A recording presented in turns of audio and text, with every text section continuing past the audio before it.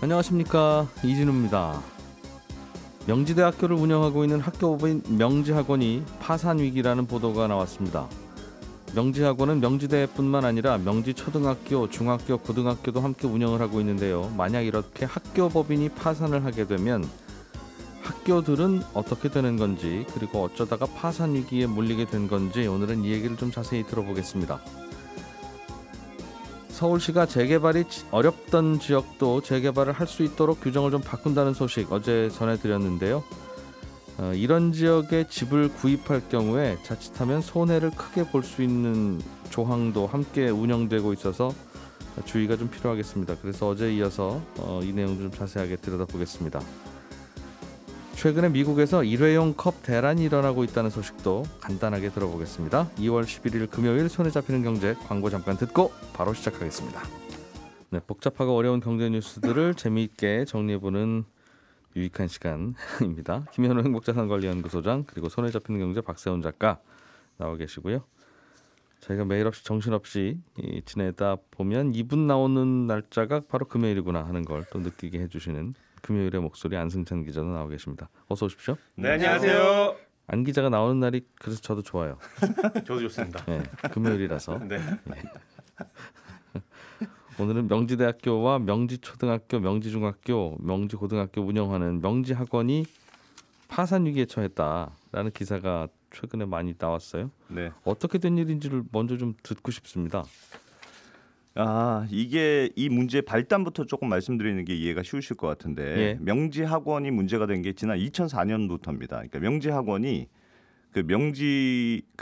경기도 용인에 명지대 캠퍼스가 하나 있거든요. 예. 거기다 실버타원을 지어서 분양을 하는 일이 생깁니다. 근데 분양 조건이 뭐였냐면 그 앞에다가 골프장을 지어서 평생 이용권을 분양받은 사람한테 주겠다, 이렇게 예. 대대적으로 광고를 해요. 예. 근데 약속했던 이 골프장 건설이 지자체의 허가를 못 받으면서 무산이 되거든요. 그래서 분양받았던 사람들이 이게 뭐냐, 허위 광고 아니냐, 그래서 손해배상을 청구해서 승소를 합니다. 네. 그래서 명지학원이 192억 원을 이제 배상을 해야 되는 판결이 내려지는데 명지학원이 10년 동안 배상을 안 해주거든요.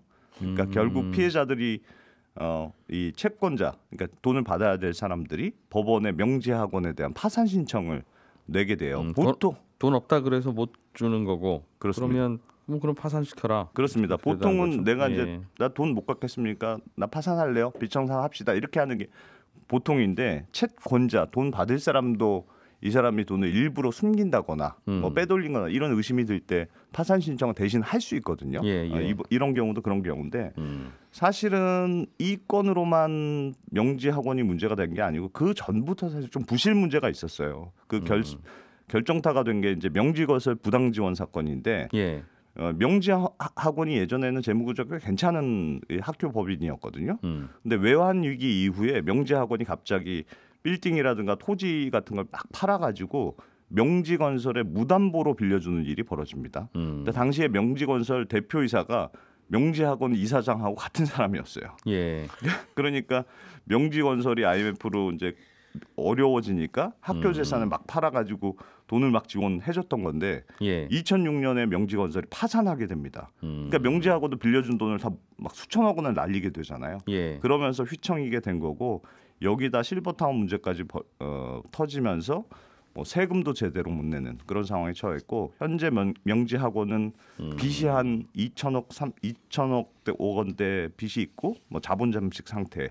그래서 회생 절차까지 들어간 상황인데, 회생이라는 게 이제 무조건 파산하는 것보다 어떻게 빚 갚을지 이제 회생 계획이라는 걸 법원이 받아서 현실성이 있다, 그러면 채권자들 모아서 빚도 좀 줄여주고 이렇게 계획을 해서 회생할 수 있도록 도와주는 그런 절차잖아요. 예. 그런데 지난 8일에 법원이 이 명지학원의 회생 절차 중단을 결정합니다. 그러니까 명지학원이 회생 계획안을 냈는데 돈 나올 것이 없다고 봤다는 거죠. 현실성이 없다고 판단한 거죠. 그래서 지금 그래서 이제 파산 절차로 들어가는 것 아니냐, 이런 보도들이 쭉 나온 거고, 네. 그렇게 되면 명지학원 밑에 있는 명지대, 명지초중고 같은 학교들이 전부 폐교될 수 있거든요. 여기 지금 다니는 학생들이 한 3만 명이 넘는데 예. 학교가 갑자기 문을 닫게 되는 거니까 뭐 파장이 좀 만만치는 않을 것 같습니다. 어떻게 해요 그러면? 이게 지금 제일 걱정이 바로 파산되느냐 아니냐가 제일 걱정인데, 네. 명지학원 쪽에서는 어제 입장문을 냈는데 다시 회생 신청을 다시 하겠다 이런 입장이거든요. 예. 회생 신청을 다시 하면 회생 절차에 들어갈지 말지를 2, 3개월 정도 걸려서 다시 이제 논의를 하게 돼요. 그래서 회생 절차가 만약에 다시 개시됐다. 그러면 또 회생 계획을 받아서 그거 검토하는 데만 한 1년 뭐 이상 걸리기 때문에 예. 명지학원에서 회생 신청을 하면 오늘 내일 당장 이렇게 파산하고 그래서 학교가 문 닫는 일은 벌어지진 않을 건 같은데 문제는 과연 획기적인 회생 계획안을 낼 수 있느냐. 이거 결국은 폐교로 가는 거 아니냐. 이런 회의적인 시각이 나오는 이유가 그러게요. 올해 당장 폐교는 아니라고 하면 초등학교 6학년, 네. 중학교 3학년, 고등학교 3학년은 아이고 나는 다행이다 싶지만 네. 작년에 입학한 분들은 어떻게 해요? 그러니까 이게 문제가 이게 쉽지가 않은 게 회생 계획안이 지금 아주 공개는 안 됐습니다. 알려진 내용이 대충 두 가지예요. 돈을 어떻게 갖겠느냐. 하나는 지금 명지대학이 있고 명지전문대가 있거든요. 네. 그 두 개를 합친다는 거예요. 그러면 명지전문대 서대문구에 이제 명지전문대 부지가 있는데 요 땅이 비니까 요거 개발하면 몇백억 정도 이익을 낼 수 있다. 또 하나는 대학의 수익용 기본 자산이라는 게 있습니다. 그게 뭐냐면 대학이 등록금으로만 운영하면 너무 위험하니까 그거 말고 뭐 건물이라든가 뭐 주식을 투자한다든가 예금해 놓은 현금이라든가 일종의 자본금 같은 걸 따로 얼마 정도 이상 쌓아놔야 한다 이런 의무가 있습니다. 예. 이거라도 일단 급하니까 처분해서 빚을 좀 갚겠다 이런 회생 계획안을 냈는데 이게 교육부가 말도 안 되는 거다 이렇게 난색을 표명했어요. 왜냐하면 현행 사립학교법에 따르면 교비 회계 그러니까 학교의 돈이나 재산을 함부로 법인 회계로 빼돌릴 수 없다. 이렇게 엄격하게 구분이 돼 있습니다. 그러니까 지금 만약에 빚을 지고 한 주체가 명지대학이다. 그럼 자기네 땅 팔아서 빚 갚는 거 별로 문제가 안 되는데 지금 이건 명지학원이니까 학교 법인의 문제잖아요. 그러니까 이 돈 갚기 위해서 학교 부지나 학교 돈을 빼서 학원 그 빚 갚는 데 쓰는 거는 이거는 사립학교법 위반에 해당된다. 그래서 교육부 입장에서도 반대 의사를 내고니까 법원에서도 아이 그럼 우리도 이거 받아들이기가 어렵지 않겠느냐. 뭐 이렇게 보는 거죠. 그래서 만약에 이걸 하더라도 교육부 입장에서는 급하니까 그 돈 썼으면 그 돈 어떻게 채워낼지 구체적인 계획이 있어야 우리가 허가해 줄 수 있다. 이런 거여서 이거 뭐 사실 새로운 대안이 있겠느냐는 의구심이 있고 뭐 어떤 기업이 나타나서 명지학원을 짠 인수하거나 이런 일이 없으면 빚 갚기는 좀 쉽지는 않을 것 같다. 이런 분석이 있습니다. 회사는 말씀하신 대로 한 회사가 그냥 같이 다 운영하면 되는데 지금 학교법인이라는 건 명지학원이라고 하는 별도의 학교 재단이 있고 네 그렇습니다. 여기는 뭐 이런저런 재산이 있을 수 있으니까 이제 학교를 설립해서 운영하겠다고 신청해서 학교 재단이 됐을 거고 여기 재산 중에 일부를 명지대학교 등 학교에다가 한번 넣어놓으면 그 돈은 학교 운영하는 데나 쓰는 거지. 원래 그 재단이 다시 좀 어려워졌어요. 다시 좀 돌려주세요. 그거 안 되죠. 잠깐 좀 뺏어 씁시다. 이게 안 된다는 거죠. 그렇죠. 지금도 파산 신청을 채권자들이 한 이유도 학교는 등록금 받아서 운영이 되는데 법인은 돈 없다고 계속 빚을 안 갚으니까 도저히 못 참겠다 하고 파산 신청을 내는 거예요. 그러면 다 없어지니까 빚 청산을 할 수 있지 않겠느냐. 그런 것인데 학교법인이 갖고 있는 재산과 학교에 있는 재산을 서로 이렇게 엄격하게 구별해 놓은 이유가 원래 돈 좀 있는 재단이 학교를 운영하겠습니다라고 해서 학교에다 돈을 넣으면 여기에는 이제 나라 돈도 들어가고 또 여러 가지 세금도 면제해주고 하니까 이제 국가의 공공재산이 돼버리는 건데 다시 원래 돈 냈던 분이 어려워졌다고 해서 다시 공공재산에서 원래 제가 돈 낸 거잖아요 하면서 빼가면 그러면 그동안 나라에서 지원한 거나 무슨 세금 혜택 준 거나 이런 거 그럼 계속 왼쪽 주머니에 있는 거 자기 주머니처럼 갖다 쓰냐 이제 이런 그렇습니다. 취지 때문에 막는 거죠. 이거 함부로 빼가면 이게 사학 비리로 이어지니까 굉장히 엄격하게 돼 있거든요. 그래서 지금 문제가 되는 건데 좀 뭐 학교 이 명지학원과 관련된 분들은 고민이 많으실 것 같습니다. 그렇군요. 이거는 그러면 이렇게 파산하고 학교가 없어질 수도 있는 것이고. 알겠습니다. 학교의 직원들은 어떻게 됩니까?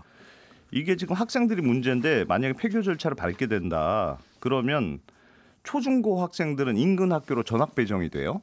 그래서 뭐 그나마 근데 지금 더 문제가 명지대, 명지전문대 재학생들인데 특별 편입이라는 게 일단 추진은 됩니다. 학교가 폐교되면 어때 다른 그 근처에 있는 폐교됐을 때 인근에 있는 비슷한 학과로 편입할 수 있는 기회를 주는 게 이제 특별 편입인데 네.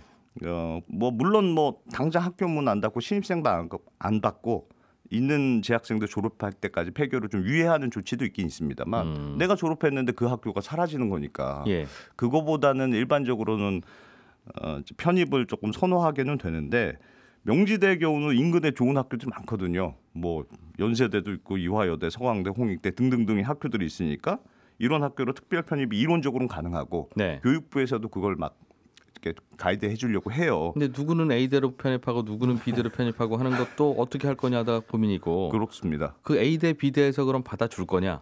줘야 A대, 하는 의무가 있는 겁니까? 의무는 없어요. 그러니까 교육부에서 권고는 하는데 의무는 없어서 나는 우리 학교랑은 학력 격차가 많이 나서 우리는 안 받겠습니다. 할 수도 있고. 첫 케이스인가 보군요. 이런 고민. 예전에 지방에도 이런 경우들이 있었어요. 예. 그래서 특별 편입하는데 학교 입장에서 나쁜 건 없는 게 정원 외로 특별 편입을 받으니까 등록금을 더 벌 수 있잖아요. 받는 학교는 좋은데. 예, 받는 건 좋은데 이제 기존에 있던 재학생들이 쟤랑 나랑은 다른데 왜 편입하느냐 이렇게 반대할 수 있거든요. 예. 실제로 편입을 받았는데 막 학교에서 이제 반대 시위하고 이런 경우도 꽤 있었습니다.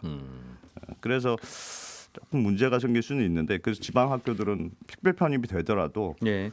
실제로 그냥 자퇴하는 경우도 꽤 많더라고요. 그래서 이건 뭐 여러 가지 문제를 좀 낫지 않을까 싶고 직원들은 초중교 선생님들은 그래도 인근 국공립학교로 특별 채용은 될 수 있는데 예. 대학교 교직원들은 그런 조항이 없어서 문 닫으면 대량 실직 사태는 벌어질 수도 있습니다. 이것도 이제 사립학교 교직원이라서 예. 다른 사립학교에서 받아주라고 하는 것도 우습고 그렇다고 다른 공립학교로 받아주면 그 선생님들 때문에 새로운 교사 채용이 또 안 될 거 아니겠습니까? 고용보험 가입 대상도 아니어서 실직에 놓여도 별다른 실업급여나 이런 것들 받을 수가 없고. 지금 쓴 분도 예.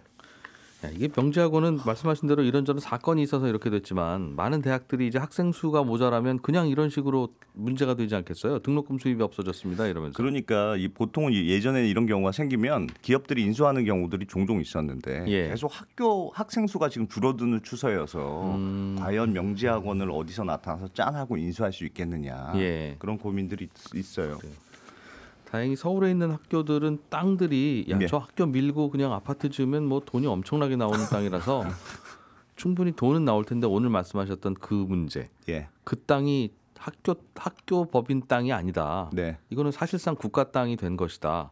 학교에서만 써야 되니까. 학교로만 써야 되는 그렇죠. 거라서 예. 그것도 안 되고 그게 허용되기 시작하면 그동안 학교 법인 만들어서 학교 지었던 분들은 굉장히 좋아지는 건데 그것도 말이 안 되고 고민거리네요.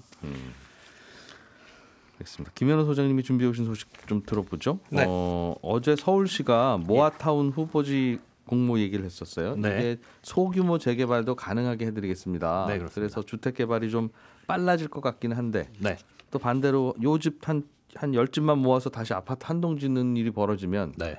그 주변 전체 재개발은 이제 안 되는 안 거니까 되고, 새 예. 아파트 하나가 알박기 해버린 그런 상황이 돼버려서 맞습니다. 그거 괜찮은가 하는 걱정도 같이 했었던 그런 뉴스인데 예.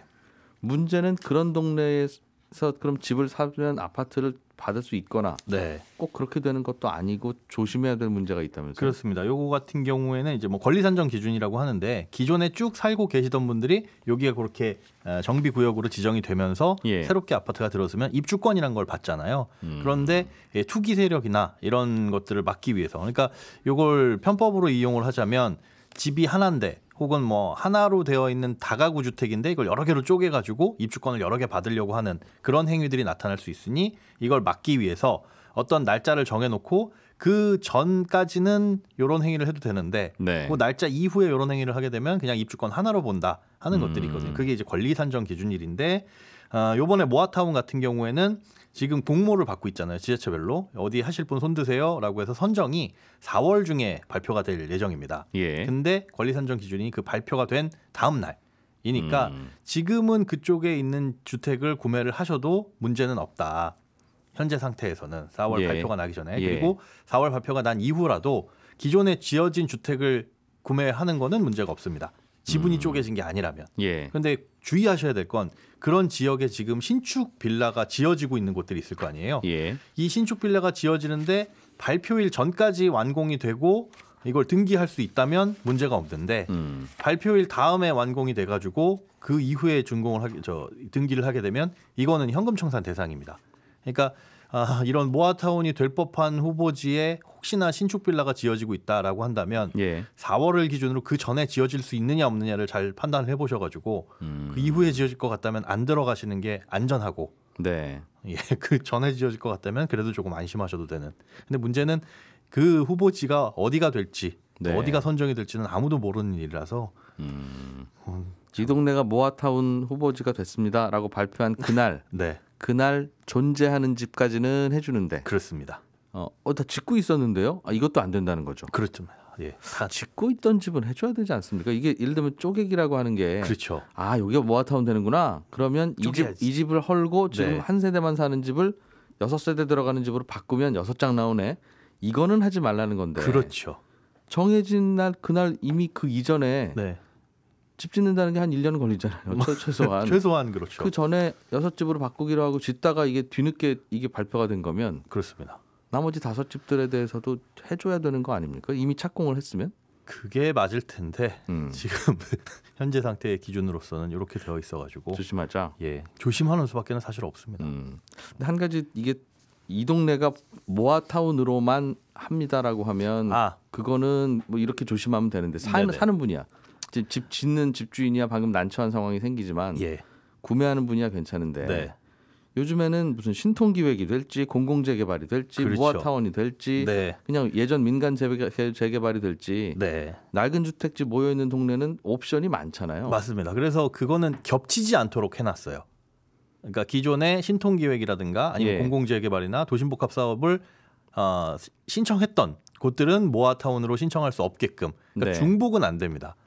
중복은 안 되니까 기존에 그런 곳을 신청을 하고 있거나 한 곳 같은 경우에는 모아타운은 안 되니까 안심할 수는 있는데 문제는 신통기획으로 신청했다고 신통기획이 다 되는 것도 아니고 맞습니다. 신통기획이 됐다가 후보지가 됐더라도 상황이 바뀌면 또 의견이 어긋나면 또 다른 모아타운으로 갈 수도 있는 그럴 거고 수도 있고요. 모아타운을 하려고 했다가 그냥 공공재개발로 갑시다 할 수도 있는 건데 충분히 열려있죠. 오늘 조심해 달라고 하셨던 그 4월 언젠가 이전에 이미 존재하고 있어야 된다는 그 집이야 오케이 하고 맞췄지만 맞습니다. 이 동네가 다시 공공재개발로 바꿉니다. 그러면 작년 몇 월 달 이후로 집 사면 안 되는 규정에 또 저촉되잖아요. 그렇습니다. 또 도심복합사업 같은 경우는 공모일 이후면은 안 되니까 뭐 6월 29일에 걸리는 것도 있고 뭐 1월 28일에 걸리는 것도 있고 여러 가지가 있어요. 그렇기 때문에 사실상 이런 말씀을 드리긴 좀 죄송스럽긴 하지만 집을 좀 노후 저층 주거지에는 안 사는 것이 가장 안전한 방법이라고 할 수 있습니다. 요즘 서울에서는 그렇습니다.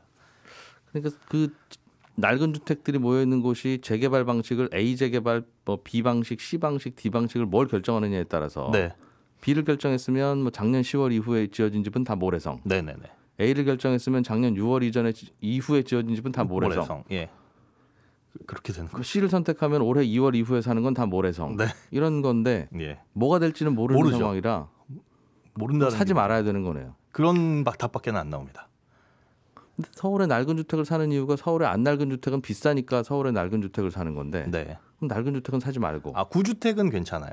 구주택은. 그러니까 아예 지어지고 지분 쪼개기가 되지 않은 구주택은 괜찮은데 이게 도심복합사업 같은 경우는 구주택도 안 되고 구주택이든 신주택이든 그건 다 모래성이 되고 그러니까 방금 말씀하신 대로 그 공공재개발을 시작하게 되면 작년 몇 월 이후에 산 것은 새 집이든 헌집이든 다 안 되는 거니까. 그런데 서울에서 어떤 지역이 그게 되고 안 될지가 아직 안 정해져 있잖아요. 그렇죠. 그래서 될 법한 지역은 피해가야 되는데 모른다는 거죠. 어디가 될지는. 답이 그렇습니다. 굉장히 큰 문제겠는데요. 나중에 실제로 선정이 되고 철거가 되고 실제로 현금 청산이 될 때 제일 큰 문제가 되겠죠. 그런 피해자분들이 나올 테니까. 그럼 작년 언젠가부터는 낡은 집이든 새 집이든 살 때 좀 알려드려야 되는 거 아닌가요?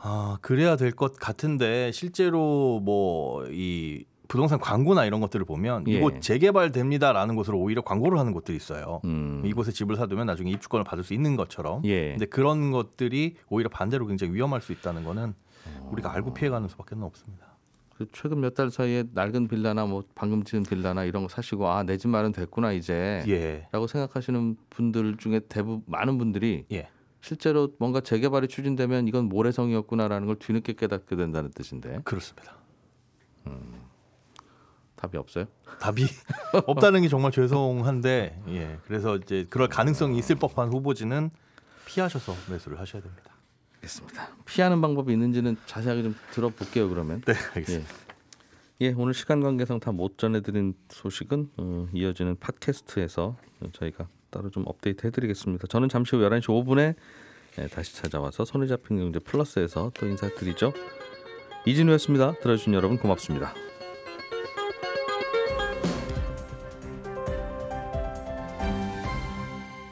경제를 생각하는 사람들의 즐거운 습관. 이진우의 손에 잡히는 경제.